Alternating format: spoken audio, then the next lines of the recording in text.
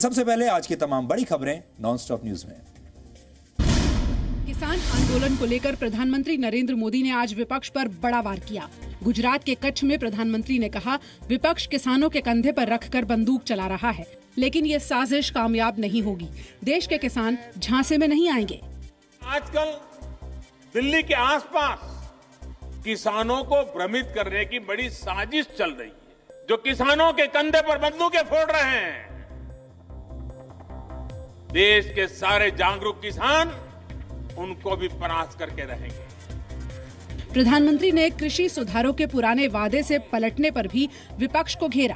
प्रधानमंत्री ने कहा कि सरकार किसानों से चर्चा के लिए 24 घंटे तैयार है और हर शंका के समाधान के लिए प्रतिबद्ध है। क्या कोई डेयरी वाला आपसे दूध लेने का कॉन्ट्रैक्ट करता है तो आपकी गाय भैंस ले जाता है क्या? कोई फल सब्जी खरीदने का उद्यम करता है तो क्या आपकी जमीन ले जाता है? क्या आपकी प्रॉपर्टी उठा के ले जाता है क्या? इससे पहले प्रधानमंत्री मोदी ने कच्छ में किसानों से भी मुलाकात की। मुलाकात करने वालों में कच्छ के लखपत इलाके के सिख और पंजाबी किसान भी बड़ी संख्या में थे। दिल्ली की सीमाओं पर किसानों का विरोध प्रदर्शन 20वें दिन भी जारी रहा। वहीं भारतीय किसान यूनियन के नेताओं ने आज कृषि मंत्री नरेंद्र सिंह तोमर से मुलाकात की। कृषि मंत्री ने कहा कि सभी किसान नेताओं ने कृषि कानूनों का समर्थन किया है।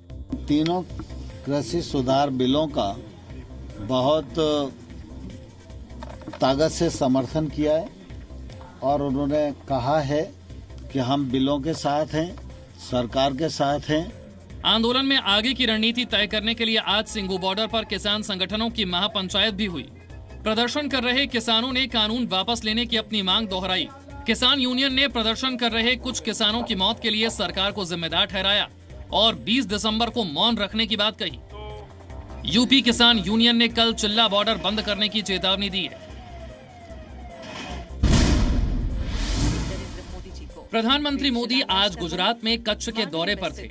प्रधानमंत्री ने इस मौके पर 3 बड़ी परियोजनाओं की आधारशिला रखी।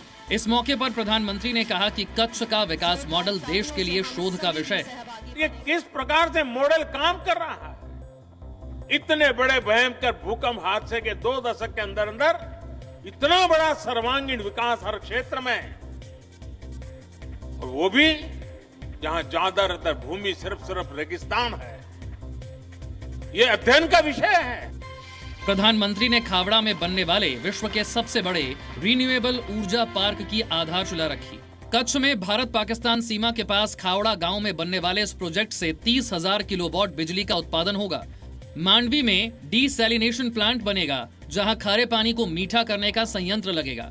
इस प्लांट से रोज 10 करोड़ लीटर मीठा पानी तैयार होगा, जिससे क्षेत्र के 8 लाख लोगों को पीने का पानी उपलब्ध होगा।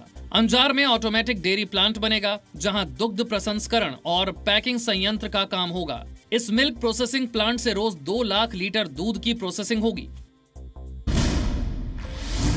दिल्ली हाईकोर्ट ने एम्स में नर्सिंग यूनियन की हड़ताल पर रोक लगा दी है और नर्सिंग स्टाफ को तुरंत काम पर लौटने के लिए कहा है। दिल्ली हाईकोर्ट ने यह आदेश एम्स की याचिका पर दिया। एम्स ने कहा था, नर्सिंग स्टाफ की सभी 23 मांगों पर विचार किया जा रहा है। कोरोना महामारी के वक्त हड़ताल करना ठीक नहीं है। एम्स नर्सिंग यूनियन ने 23 मांगों को लेकर कल से अचानक काम रोक दिया था। एम्स के नर्सिंग स्टाफ में 5,000 कर्मचारी हैं। अचानक हड़ताल से एम्स की सभी सेवाओं पर असर पड़ रहा था। नर्सिंग स्टाफ को डिजास्टर मैनेजमेंट एक्ट के तहत कार्रवाई की भी चेतावनी दी गई थी। पश्चिम बंगाल में हिंसा के मुद्दे पर शिकायत लेकर बीजेपी नेता आज चुनाव आयोग पहुंचे। बीजेपी नेताओं ने आरोप लगाया कि पश्चिम बंगाल में स्थानीय पुलिस टीएमसी की मदद कर रही है। राज्य सरकार के कुछ कर्मचारी भी टीएमसी से जुड़े हुए हैं। ऐसे लोगों को चुनाव कार्य में न लगाया जाए। पुलिस तो मदद कर रहे हैं, जो लोग अटैक कर रहे हैं उसको मदद कर रहे हैं। पुलिस तो आज एक wing of the Trinamool Congress बन गया है। इस बीच गृह मंत्रालय ने पश्चिम बंगाल जाने वाले बड़े नेताओं को बुलेट प्रूफ गाड़ी देने का फैसला किया है। उधर टीएमसी कह रही है कि किसी पर 2-4 पत्थर फेंकना कोई हमला नहीं। कैलाश विजयवर्गीय को आज से बुलेट प्रूफ गाड़ी दिया, और क्या चाहिए उन लोग को? मुझे पता नहीं। तो और बुलेट प्रूफ गाड़ी दे दे, सब बीजेपी को नेता को बुलेट प्रूफ गाड़ी दे दे। ये सेंट्रल गवर्नमेंट का हाथ में है, वो करे। पश्चिम बंगाल की मुख्यमंत्री ममता बनर्जी न्यू जलपाईगुड़ी के दौरे पर थी। ममता के काफिले के सामने कुछ लोगों ने जय श्री राम के नारे लगाए। इससे पहले ममता ने अपनी रैली में बीजेपी पर कई सवाल उठाए। बीजेपीर মতো বড় জোয়ার কোথায় আছে? এত বড় ডাকাত সর্দার সব, চম্বলের বড় ডাকাত, চম্বলের বড় ডাকাত। टीएमसी के बागी नेता शुभेंदु अधिकारी ने हल्दिया की रैली में कहा कि अब बंगाल में जनता की सत्ता होगी। Drug controller general of India यानी डीजीसीआई ने देश में एक और वैक्सीन के क्लिनिकल ट्रायल को मंजूरी दे दी है। mRNA तकनीक पर आधारित इस वैक्सीन की खासियत है कि इसे सामान्य तापमान पर रखा जा सकता है।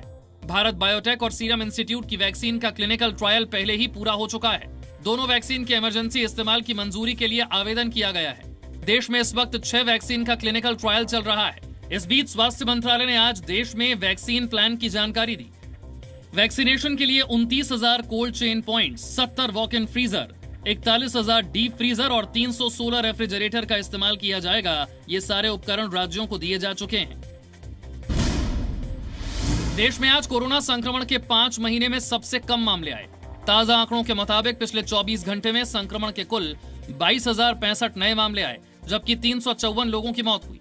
हालांकि अच्छी बात यह रही कि आज 34,477 लोग इलाज से ठीक भी हुए। देश में कोरोना के अब तक 99,06,165 मामले आए हैं। इनमें से 94,22,636 लोग ठीक हो चुके हैं। सिर्फ 3,39,820 कोरोना संक्रमितों का इलाज चल रहा है।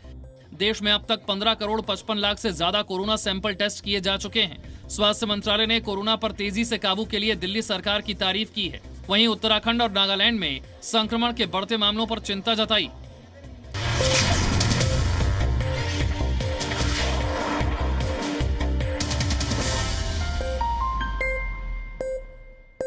Presenting B News app, available on Google Play and App Store. Download it now.